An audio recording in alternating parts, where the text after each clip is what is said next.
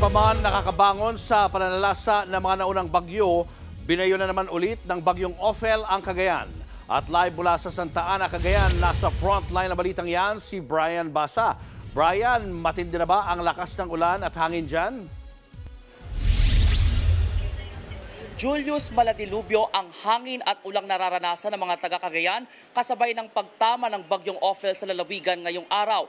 Agad nagpatupad ng forced evacuation sa iba't ibang bayan pero may mga residenteng naipit at kailangang tulungan ng mga otoridad dahil nahagip sila at inabot ng masungit na panahon. Pasado alauna kaninang hapon nang unang mag-landfall sa Cagayan ang bagyong Ophel. Sa dulong bayan ng Santa Ana, halos iwas-iwas ng malakas na hangin ang mga puno. Ang mga poste ng kuryente halos mabuwal din, halos wala ring makita sa mga kalsada. Ang mga nilipad na yero at sanga ng puno nagkalat sa daan. Isa sa mga barangay sa Santa Ana na malapit sa Dalampasigan, napakalakas na ng pagbira ng ulan at hangin. Ganito ang itsura ng signal number 5 dahil sa super bagyong Ophel. Maaga namang nagpatupad ng forced evacuation sa mga nakatira sa tabing dagat sa Santa Ana. Kaya ang mga bangkang pangisda isinampa muna sa Pampang para hindi madali kung lumakas pa ang alon. Kanya-kanya ring diskarte ang ibang residente para hindi matanggalan ng bubong. May nagtali ng mga yero at may naglagay ng mga sandbag. Sa huling tala ng Santa Ana LGU, nasa higit 1,300 na pamilya na o mahigit 3,000 residente ang inilikas na. May phobia na rin yung iba. Yung iba, hindi pa naayos gaano yung bahay. Kaya pinamabuting sa evacuation center lang muna sila.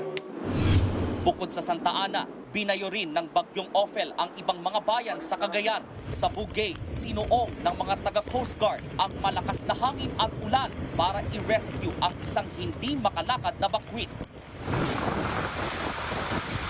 Maladelubyo sa bayan ng Gonzaga, pati antas ng ilog mataas at rumaragasana dahil sa tuloy-tuloy na ulan.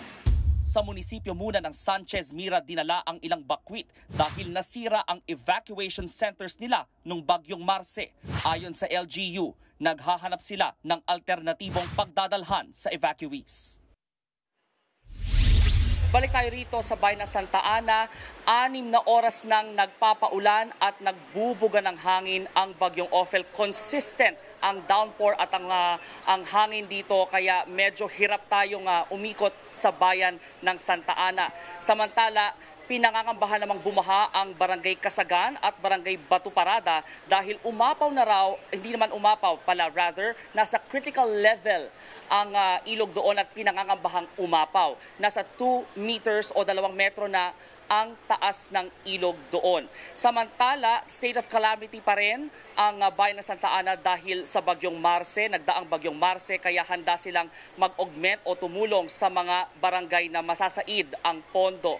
Samantala rin, ayon naman sa PDRRMO o Provincial Disaster Risk Reduction and Management Office ng Cagayan, nasa 17,000 na tao na sa buong Cagayan ang apektado ng bagyong Ophel. Balik sa inyo. Maraming salamat, Brian Basa, at mag-iingat kayo dyan. Mga kapatid, Julius Babaw po. Iba na ang may alam at may pakialam sa panahon ngayon. Para sa frontline ng mga balita, mag-follow at mag-subscribe sa social media pages ng News 5.